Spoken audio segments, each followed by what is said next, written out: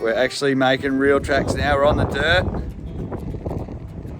making proper progress. We're at Mungarani, about 300 k's to go to Birdsville, and it's raining. Bloody raining, mate. Can you believe that? Good timing. Well, we're in Birdsville at the roadhouse here, topping up with some fuel, and you wouldn't believe it, it is raining. Not hard, but it's been raining for hours. The tracks and the roads coming in will be wet and probably surely closed for a short period anyway, but we think our guests are on the road already, so they should be a bit later. So we're just taking on a bit of fuel. That's another bit of a roadblock. We were going to do the Madigan line as normal, but the Central Lands Council is not giving permits for that, and they are standing firm. So we were going to go up Adria Downs. The nice guys there have given us permission to go up to their property, which is on just before the National Park. Now, the National Park part of the desert doesn't open until 6 p.m. tomorrow night, so we won't be going to the National Park tomorrow. And out of a courtesy, we're not going to go on Adria Downs tomorrow. With this rain and the floodplain that the track sort of follows Air Creek up, and there's a lot of sort of flood area in there and black soil. So if we go up, and we could go up and pass it, but it's going to be, we're going to wreck the track. So we're not going to do that. We're going to sit tight here, get fuel, got a cab and wait for the guests to come, and then we'll make a plan for tomorrow. But still going to be a bloody great trip. We're going to be first across, so we're going to be making the tracks. It's going to be absolutely ripping trip, so can't wait. Holy mackerel, it's cold. You wouldn't read about it, would you? Cold and wet. Unbelievable. But it's actually good because it's been 40 degrees up here for every day for ages. Yeah. And it's going to get warm after a few days in the desert, but I figure it's a nice ease people into it rather than startle. How much fuel are you taking on? Well, I'm up to 116 litres, so about 140 by the time I finish. And what's your total? 220. 220. 220. There you go. I've got the cruiser over here. It's a 180 litre tank. We burn a lot of it. And we've got 3 jerrys, so we've got 240 litres of fuel.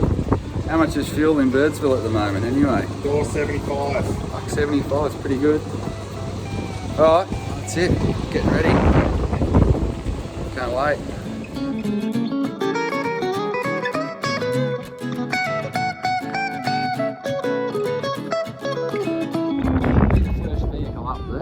Yeah, you'd be going, mate, wouldn't you? Can I have a keys to your cruiser? Yeah. I'll give it a crack. It was so nice to be back on top of Big Red, looking out over the desert with very, very few wheel tracks. You can see up there, I mean, there's not been many cars up there at all. It is quite windy, so they get covered up quick, but still, no one had been up and down Big Red. You could see the big lips on top of the dune, but you've got to start there. After you've been to the pub and had a few drinks, whatever, your next stop's definitely Big Red to take in that absolutely spectacular view over the desert.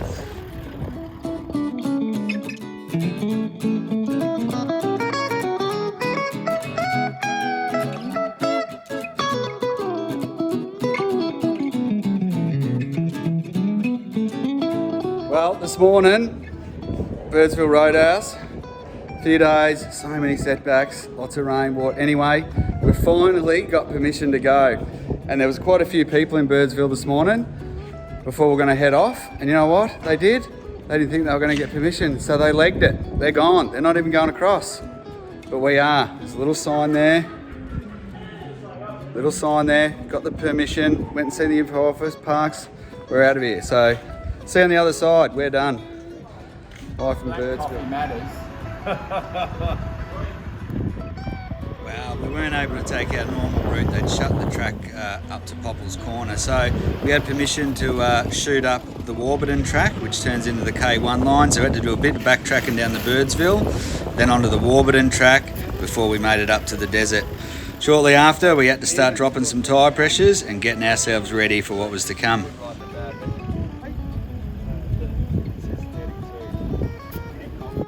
Sahara drivers. Jeez. Got their automatic tailgates and everything. You know what you don't have though? You don't have gas struts on your bonnet, do you? yes, you do. Don't Do you? you? You don't have to lift it. Oh, do you have a light under the bonnet? I've got no idea. You don't have gas trucks, you don't have a light. Oh, look. Then you want to add 100 grand change. Flies. Well, we're proper in the bush, finally. After the Madigan being shut, cars blowing up, breakdowns, rain, permits, all this stuff, we're finally heading towards the biggest parallel sand dune desert in the world. Had to do a bit of a detour. We are coming up the Warburton track, which turns into the K1 line and actually goes right up to Popel's Corner. From Popel's Corner back to Birdsville, the road is shut, but we've been given permission to use this track, which is fantastic. So soon enough, us and all our guests are finally going to be in the sand and hopefully leave the bloody flies behind.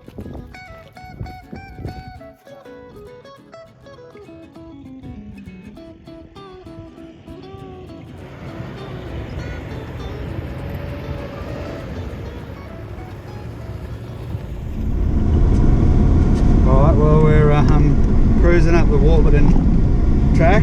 No one's been up here for quite a while. We've got a friend at the back there, he came up here early last year, but it's not one that gets used very often. Finally, after some big swamp country and some pretty rough, gravelly kind of mud flats, a bit of mud, we're starting to get into the desert. Now first dunes are in front of us, you can see this track. Magic, absolutely crap now to be out here. First sand dune, you beauty. Not much of a sand dune. Ah, but it is one. Oh, look at that! And David Lindsay rediscovered a lot of the wells that the Aboriginals used. Now the Aboriginals used to live on the edge of the desert, and then in good seasons would go right into the heart of the desert. And they were moved out in 1904 down to Killaparinka, I think it's called, something like that.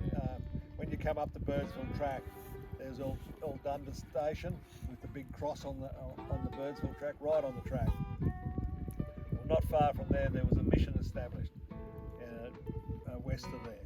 Very, very remote country back in those days. Anyway, the Aboriginals were brought out of the desert and taken to that place as, you know, it was closest to their territory and all that sort of stuff. So the Aboriginals were moved out of the desert in 1904. So when David Lindsay went across, there was still good knowledge about, from the Aboriginal point of view, of where the wells were. And he rediscovered 8 of those wells. So in 1980, Dennis Bartel, by this stage, all that knowledge had been lost of where those wells were. So Dennis Bartel was an incredible bushman. He never learned how to use a sextant or anything like that. He just navigated by the stars and the sun, and just by looking at the Southern Cross and going, oh, I'll just keep on that southerly track or whatever.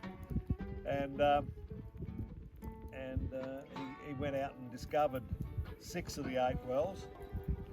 At the same time, the South Australian Museum sent a highly scientific mob of people out, and they didn't find one. So then the next following year, they swallowed their pride and asked Dennis if he would take them out and rediscover these wells. So he went out and found the whole 8, plus a couple of David Lindsay's trees, carved trees, which are now in the South Australian Museum. So then he done that, and then he walked across the desert using those wells, and he was the first European to walk across the desert unsupported. And a few years later, he walked from Gulf to Gulf, from the Gulf of Carpentaria to the Gulf of St. Vincent. And sadly, he was trying to do that unsupported, going north-south through the desert, but he fell and twisted his knee. He couldn't carry the 40 litres of water that he needed. So he had to get an airdrop of some water, which buggered his unsupported crossing. But it was still he still walked the whole way down to You were talking about the Warburton track earlier, mate. Tell us a bit about the history of that. And the Warburton Creek and Warburton Track's named after Major Warburton, who was a South Australian explorer. In 1859 or around there, he was one of the first Europeans to discover the mound springs, sort of down around Maree, and which opened up the exploration of Central Australia and John McDougal Stewart through the heart of the country. But old Warburton in 1866 came up around Lake Eyre and hit Warburton, what became known as the Warburton Creek, and he followed that up to Goyder's Lagoon. Now Goyder was the Surveyor General of South Australia around that time, hence it was named after him. It's all pretty easy driving up between the dunes to Popel's Corner, which incidentally I've been corrected on. Apparently it's pronounced Pepples, but whatever, in Australia it's spelt Popels, so we'll just stick with that for now. Anyway, pretty easy drive, but once we got up there, we spotted something way off in the distance in the middle of bloody Lake Thomas, I think it is, Big Salt Lake. Someone was very, very much stuck out there, and their day was definitely not going to plan. You'll see a bit more of that shortly. For now, we're at Popel's Corner, where three states come together. I'll be turning around, I think, Yeah, I think I would be too. or coming back, driving forward. You can see the pig that's out there. Oh, and if I thought whereabouts was the original pig, I don't want to go there and have a look. Yes, she does. She wants to drive out. Where was it? Well, it was probably straight out from here because they used to get latitude pretty right, but longitude was a real problem. Probably out there. Because their chain was worn. It is an amazing story. Like in the book, she talks about they landed a Cessna here. Yeah, oh yeah. They had, I think I'll get it out of my notes. Derby. But Spriggs had a real gung-ho pilot. And they actually put in An airstrip. No, little beacons along the border, because this border is the only border in Australia that hasn't been land surveyed between here and the other side of the Simpson Desert. Where are we now? Oh, are you? You sure? Oh, I can do the Northern Territory. I think you might be in the Northern Territory, mate. Northern Territory, mate. How is it? Queensland's over here. Queensland's here. Northern Territory's there. And this is South South Australia. Australia. You're in Now South- you're in South Australia. We're the good people. Which state do you like the best? What, out of your experience there in the three states, what review would you give? Queensland! Yes! There is a bit of a diversion around this Salt Lake because it's known for getting a bit wet, which we took. It took about an hour or so to go around before we got to the other side where we could view our poor unfortunate travellers that were stuck out in the middle of the Salt Lake. Well, we're at Big Salt Pan Crossing, just at Popel's Corner. We've just gone around and there's I don't know, it's a Isuzu or Iveco truck out there and a vehicle with a big camper on the back, bogged. Probably 500 metres from where I'm standing. There's no way we'll reach it from there. Trailer's detached. Pretty stuck. Just waiting, watching the... Bring us that phone. Yeah, righto, bring us that phone.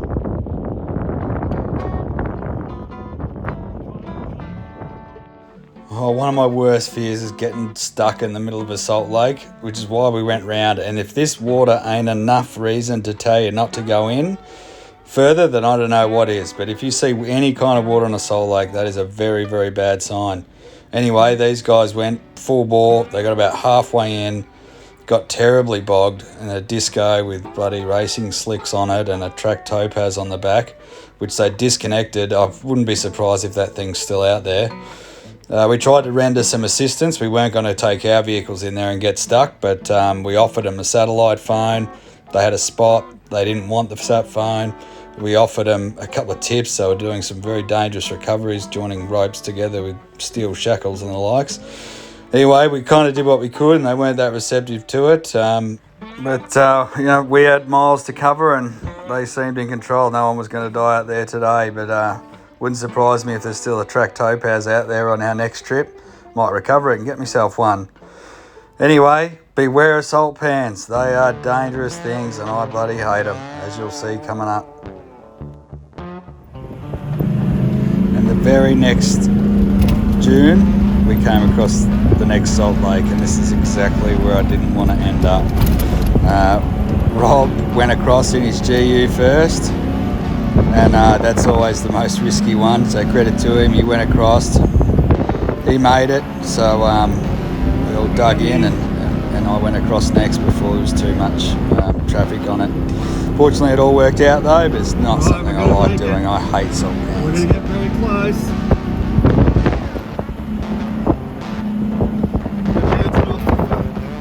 Leave it on the trail that's behind us. We're walking down a bit. I think we're going to be alright.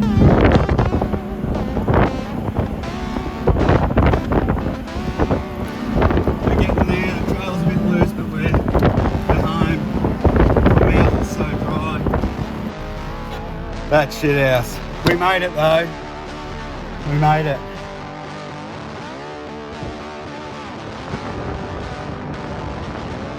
Then it was time for everyone else to come across, but with the educated guess and a couple of cars already over, we knew this one was going to be okay. It didn't have the clear signs of massive water puddles at the very start of it. Little soft patch in the middle, but we'd walked it, and then we sent the lightest car across first, and we made an educated call that that one was going to be alright, and it was. So that's good. It's always exhilarating though. They're not that fun. Not to mention the salt on your car, which I also absolutely hate. So we try and minimise that. Absolutely.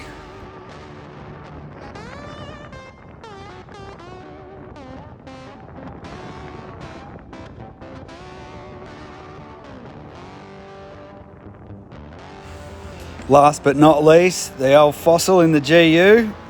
And with that celebration of victory over the salt pan, it seemed like the perfect spot to call it a day. So we packed it up early, got set up and prepared for the bush TV and a cracking desert night sky.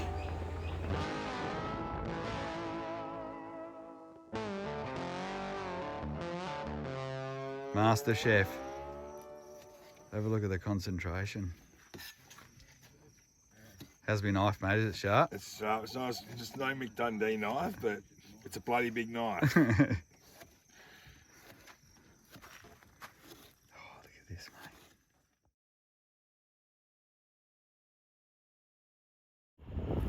mate. Back into it the next day, and it was all pretty easy going, but one thing had became apparent, that in the quietness of traffic over the Simpson over the last year, 18 months, those southeast winds had scooped out massive holes along the track, particularly on top of the dunes. This one was in between really, but the wind had just scalloped up massive holes, and quite a few of them we had to fill in before we tackled them. Otherwise we were going to end up like this a lot.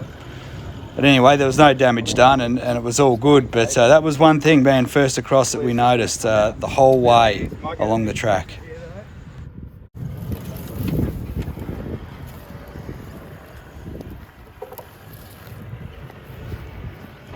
One of the things you want to master in the desert early is knowing when to button off the throttle as you crest the dune, or you're going to send yourself skyward and do some serious damage. I absolutely love driving the desert. It's one of the most picturesque places to drive. It's incredibly beautiful and fun. It is very much a challenge, but still, for the most part, it's beautiful driving and no dust. But it wasn't long though before we had a bit more mud to contend with on some salt lakes. I mean, that was quite a wet year. As well as a bit of mud, we also had a lot of those wind-blown holes on the right-hand side of the track, which was lifting the front left wheels of the cruiser everywhere we went.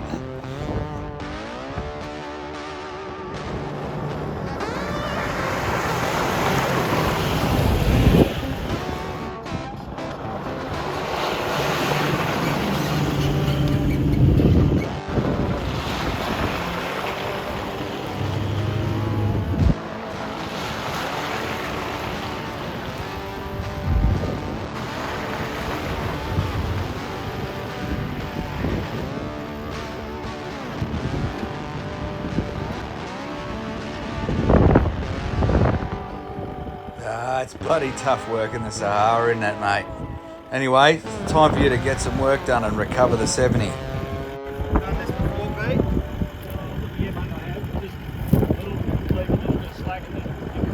Yeah, like Rob's method earlier was probably good for you to do. Go drive up real slow till you feel the rope get tension. Then back a bit, and then you'll have a reference as to when it's going to come tight. So back about a metre, don't you? No, probably going to have to come back a few metres for this one. Right, you're not going to have to launch completely out of the gates, but you're going to have to, as you get to that tension spot, put your foot in it there. Don't put your foot in it right from the start. For a few metres, and then as you see it's going to come tight, then put your foot in, it should bounce straight out. It was here where we succumbed to another one of the big windswept blown holes on the top of a dune. You know, sometimes they sneak up on you too when you're in front. So once you've found them though and you've got out, you can get back to it and fill them in. This was a perfect executed recovery that Pete did. Here you can see he took the tension up and then he reversed back. So he had a reference point then of where he knew the rope was going to go tight. And then with not much effort at all, he gave it a bit and we sprung out. Textbook, just the way a snap strap or a kinetic rope in this case is meant to work. Easy. Now we're going to fill in the big hole. Even for the vehicles without trailers, some of these holes would just smash you into the side of the sort of embankment there. So once we discovered them, we needed to do a bit of work on some just to fill them in and smooth them out a bit, just so everyone else could come up and over without doing any damage. At least fill in a bit. Starting to dig holes there. Got a bit excited. Righto, mate. Okay, move. We're out of here. Ah, beautiful. A little bit of track work really makes a lot of difference to everyone else. So put in a little bit of effort there and you'll save yourselves a bit of damage, a bit of hassle for the next person as well. But doing a little bit of track work doesn't take away the fact that quite often in the sand, you need a little bit of mumbo to get you up and over. So have another crack. No worries.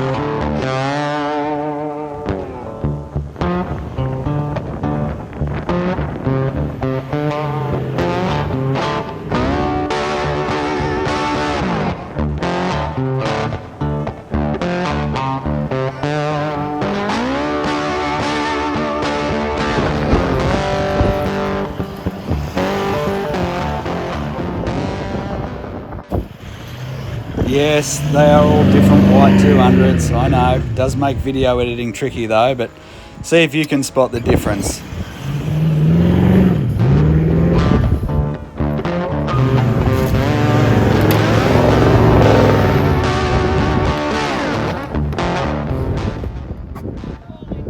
The trailer's not going up there. It's too bouncy. Work on that bank. And this bloody hole would have swallowed your car. We definitely needed to put some time in here, but it didn't take long again, and it made it easy for everybody.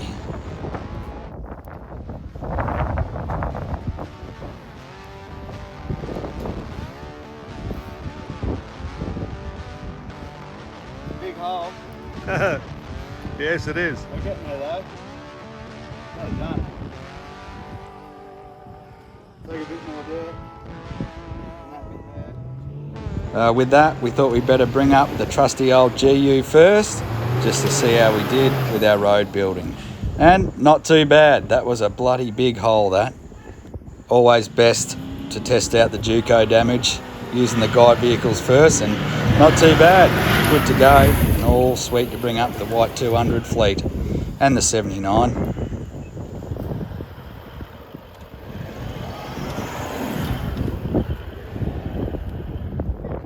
And then something new for me too, we dropped down and visited the lone gum, which wasn't such a lone gum anymore because it had sprouted off a couple of offspring, which was pretty nice, but spectacular nonetheless that this big gum is out there randomly on its own. But beautiful place to stop and well worth a visit.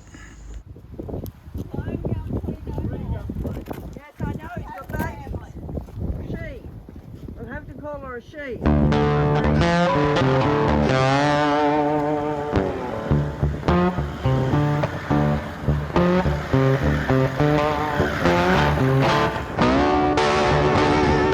For the most part, it's all pretty easy going and beautiful driving, taking in the scenery.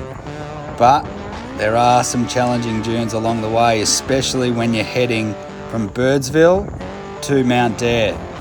The dunes are much steeper going this way than when you come from the other way, thanks to the prevailing winds.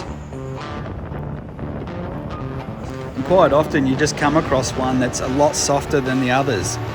And with no real tracks on them, sometimes it's a good idea just to roll up, compact the ground a bit, come back down and have another crack. And this one was particularly soft up near the top and needed a few goes.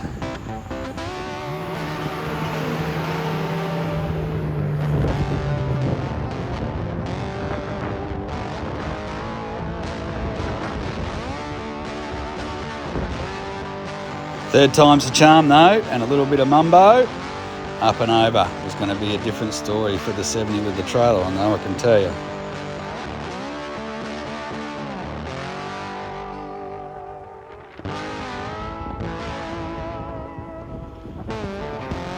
On this one, our good momentum coming up to the corner, but just backed off there as they went around and just didn't get quite enough to go over the top. So gonna have to back and have another crack. The key is when you stop spinning your wheels and don't dig holes. That's better. You can really see the momentum carried through the corner and just backed off as it went over the top. So well done, nice drive.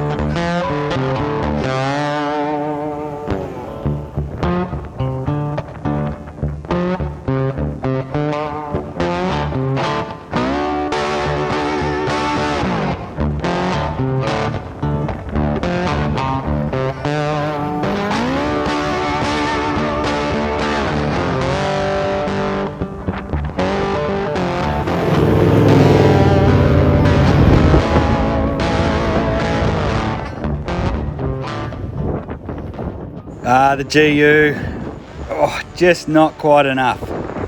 Back up and have another crack. This time a bit more momentum, but still just not quite enough. The old girl just didn't have quite enough momentum to push her over the top. And not wanting a snatch, which I think we should have done, just so we had it on record, everyone decided to give him a push. Anyways, up and over, and you do what you can.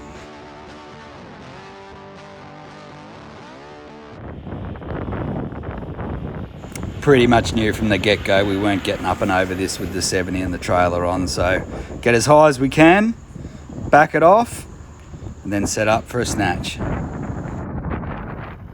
Look, 9 times out of 10 in the desert, it's easier and quicker just to do a little snatch recovery like this, because you're generally at the top and you just need to get over the crest. It doesn't involve spinning wheels and braking stuff, just a bit of a light tug on the snatch strap, over you come and away you go.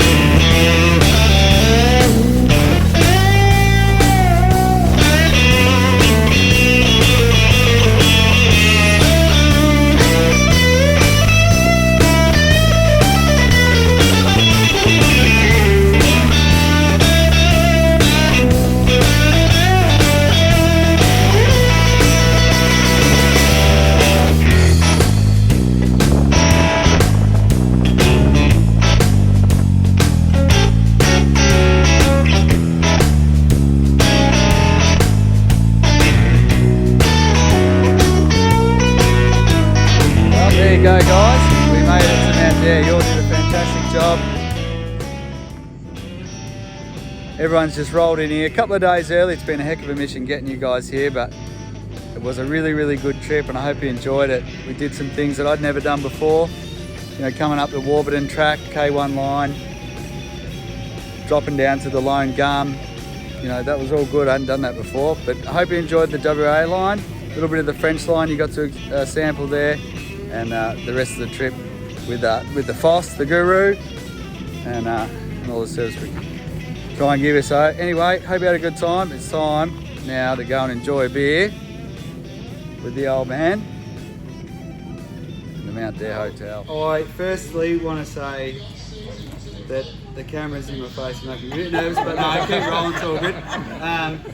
Honestly, it's the first trip we've run in,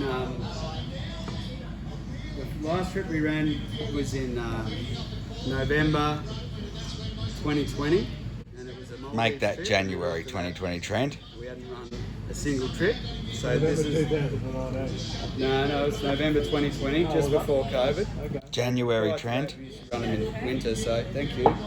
So anyway, it means a lot to me personally, and I definitely want to say thank you to all you guys for being so flexible and rolling with us, because it didn't get any easier pushing it forward to now. You know, it didn't get any easier. You know, we had the lockdown in Melbourne, and then we had the rain and the permit problems, and you know, you guys rode all that with us, and that means a lot to us. So yeah, thank you a lot, and yeah. Wouldn't have missed it for quiz. Eat your dinner now. Yeah. Can we tell you something?